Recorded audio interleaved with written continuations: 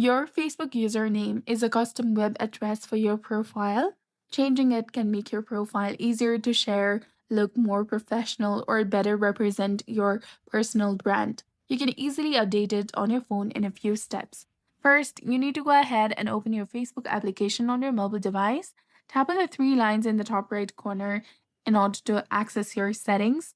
Go to Settings, and then after, go to Account Center.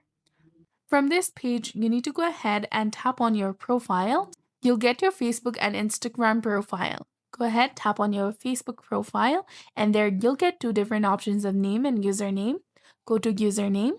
Simply delete your previous username and enter a new one that you want to set. Your username must be unique. It can include letters, numbers, and periods as well.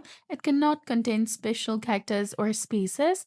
Then tap on done in the bottom of the screen, and if the username is available, it will be updated right away. Your new username will now appear in your profile's web address. And if you use your Facebook link professionally or socially, be sure to share the updated link. So that's it for this video. I hope you found this helpful. If you did, please like, share, and subscribe. Thanks for watching.